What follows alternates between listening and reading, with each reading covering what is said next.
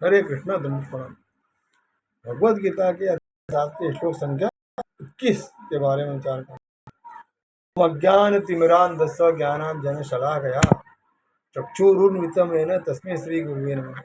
नमो विष्णुपादाय कृष्णप्रेष्ठाय भूतले श्रीमते भक्तिवेदांत स्वामिनिति नामिने। नमस्ते सरस्वते देवे गौरवाणी प्रचारिणे निर्विशेषा शून्यवादी पाश्चात्य देशतारिणे। जय श्री कृष्ण चैतन्य प्रभु नित्यानंद श्री गदाधर श्रीवासादि गौर भक्तवृंद। हरे कृष्ण कृष्ण कृष्ण हरे हरे, हरे राम राम राम हरे। श्लोक 21।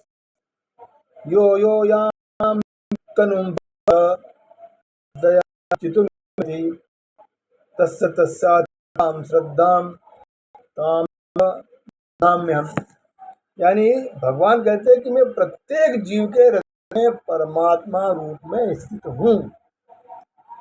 जैसे ही कोई किसी देवता की पूजा करने की इच्छा करता है, मैं उसकी इच्छा को स्थिर करता हूँ जिससे वह उसी विषय देवता की भक्ति कर सके। बात तात्पर्य बताते हैं कि ईश्वर ने हर एक को स्वतंत्रता प्रदान की है। अतः यदि कोई पुरुष भौतिक भोग करने का इच्छा है और इसके लिए देवताओं की सुविधा चाहता है, तो प्रत्येक हृदय में परमात्मा स्वरूप स्थित भगवान उसके मनोभावों को जानकर ऐसी सुविधाएं प्रदान करते हैं। तो जीवों पिता के में स्वतंत्र में हस्तक्षेप नहीं करते। मनुष्य की स्वतंत्रता अभी से अपनी भोग इच्छाएं पूरी कर सकते। लोग यह प्रश्न करते हैं कि सर्वशक्तिमान जीवों को सुविधाएं प्रदान करके माया के पास में निर्णय देते हैं। इसका उत्तर है कि परमेश्वर ऐसी सुविधाएं करें तो फिर स्वतंत्रता को नहीं जाता।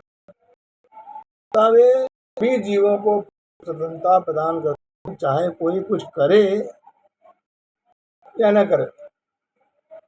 तो उनका अंतिम उपदेश हमें भगवद गीता प्राप्त होता है कि मनुष्य को चाहिए कि अन्य सारे कार्यों को त्याग कर भगवान की शरण में जाए। इससे मनुष्य सुखी होगा।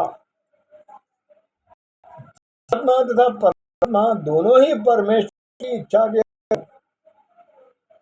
अतः जीवात्मा न तो स्वेच्छा से किसी देवता की पूजा कर सकता है, न ही देवता परमेश्वर की इच्छा के विरुद्ध कोई वर दे सकते हैं। जैसा कि कहते हैं कि ईश्वर की इच्छा के बिना एक पत्ती भी नहीं।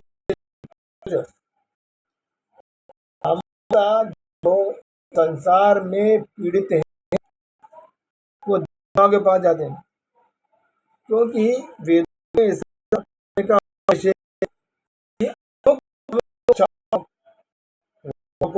अमुक अमुक देवताओं की शरण में। उदाहरण के लिए एक रोगी जो है सूर्य देवी की पूजा करने का, इसी प्रकार का इच्छुक जो है सरस्वती देवी की पूजा कर सकता है, और सूर्य पत्नी चाहने वाला भगवान या उनकी पत्नी उमा देवी की उपासना कर सकता है। इस में विभिन्न देवता करने का विधान है और उनकी विद्या, क्योंकि प्रत्येक जीव विशेष सुविधा प्राप्त है, सुविधा प्राप्त करना चाहता है। अतः भगवान उसे देवताओं से उस वर को प्राप्त करने की प्रबल इच्छा की प्रेरणा देते हैं और उसे प्राप्त हो।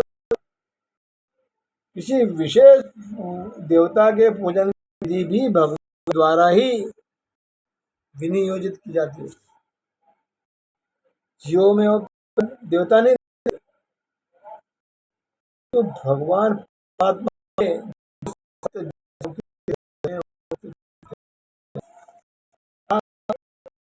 मनुष्यों की देवता की पूजा में प्रेरणा प्रदान करते हैं।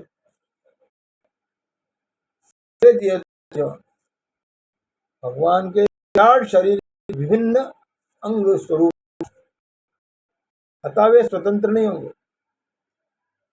वैदिक साहित्य में कहा गया है कि परमात्मा में भगवान के में भी स्थित है, अतः वे देवताओं के माध्यम से